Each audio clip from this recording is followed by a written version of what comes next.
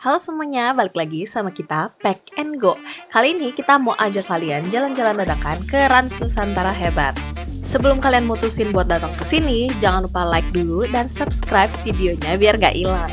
Karena di video ini tuh kurang lebih bakal kita bandingin experience-nya sama tempat yang ada di sekitar BSD sini.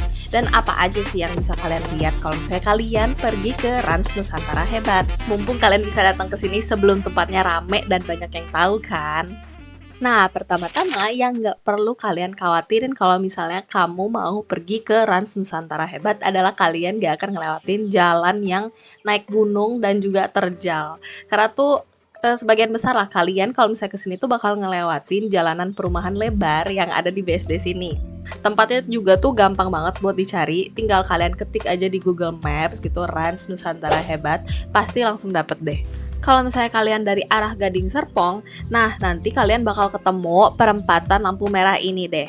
Nah kalau misalnya udah lewat dari lampu merah ini, tempat makannya Raffi tuh udah nggak jauh-jauh dari sini lah. Nanti posisinya tuh ada di sebelah kiri. Nah yang ini. Kalau udah mau masuk ke kiri buat masuk ngambil tiket, siap-siap ngambil ancang-ancang belok. Soalnya ini belokannya tuh kayak kurang enak dan agak tajam gitu. Buat masuk ke sini, mau kalian bawa kendaraan pribadi atau Grab atau Gojek, masuknya tuh pokoknya ambil karcis ya. Kalau misalnya nggak mau ambil karcis, turunnya di trotoar depan aja. Kalau misalnya buat motor, parkirannya tuh tadi yang agak maju ke depan lagi dari pintu masuknya mobil. Ini kondisi kita datang pas weekdays. Udah banyak mobil, tapi kita tuh masih bisa dapet lah parkiran yang agak depan. Kelihatannya sih parkirannya luas dan banyak, tapi semuanya tuh outdoor kayak gini. Jadi kalian bisa jaga-jaga ya bawa payung lah. Untuk masuk ke area tempat makan, ini free.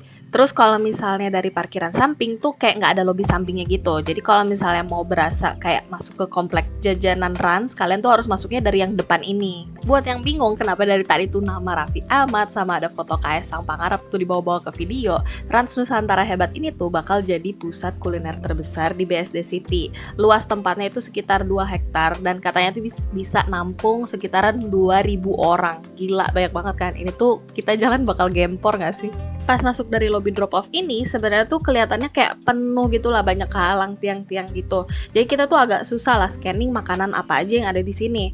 Untuk petunjuk tenannya juga belum ada, paling cuman yang kayak tadi itulah yang ada foto-foto tenannya aja. Tapi lokasi tenannya tuh di mana ya kurang tahu, jadi harus jalan explore sendiri.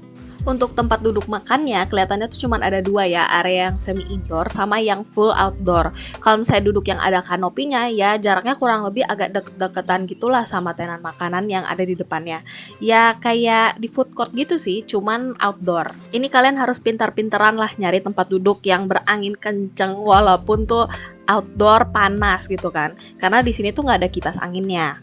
Kalau inspirasi desain arsitektur Rans Nusantara Hebat ini itu tuh katanya dari berbagai daerah di Indonesia.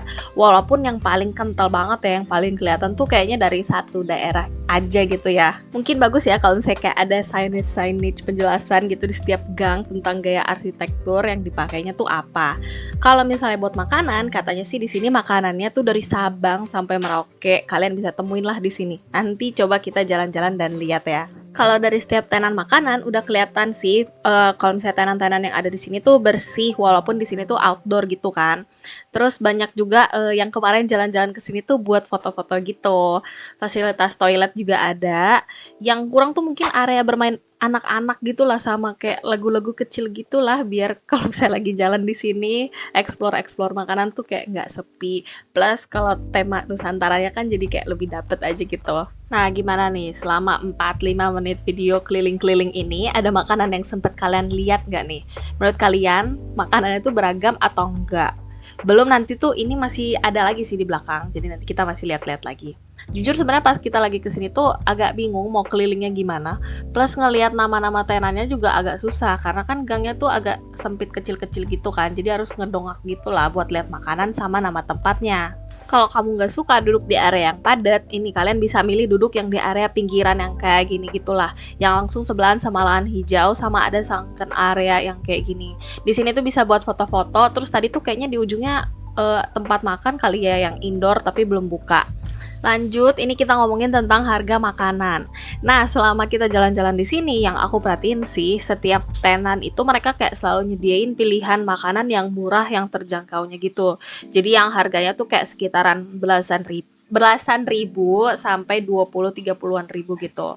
Nah, kalau misalnya makanan yang harganya 50-an ke atas juga ada. Cuman berarti ya balance lah, yang murah ada, yang mahalnya ada. Ini kita udah jalan, udah mau sampai ke belakang. Makin ke belakang ini yang kita perhatiin tempat duduknya tuh udah makin sepi. Karena ya kalau udah turunnya dari depan capek juga sih jalan ke belakang kalau full tim sama sekeluarga gitu kan. Kalau misalnya udah sampai ke belakang, kalian tuh nanti bakal kelihatan lah kalau misalnya di belakangan itu kayak lagi ada yang nyiapin panggung buat acara yang paling terdekat nih.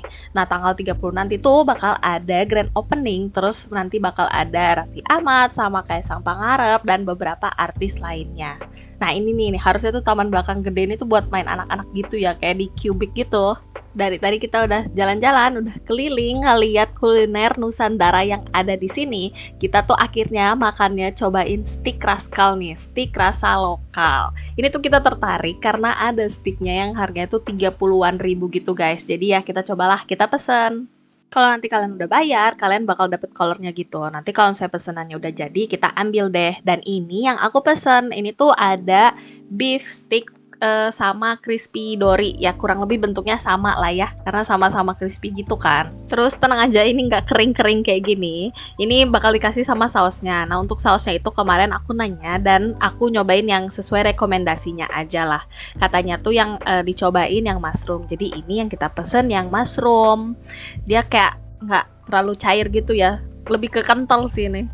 Kalau mau ngasih skor 8 lah, enak buat dimakan, dipotong pakai alat makan plastik juga nggak keras. Cuma kaget aja sih kentangnya tuh dikit, nggak tahu nih gitu tuh habis keliling-keliling sampai belakang ya kan.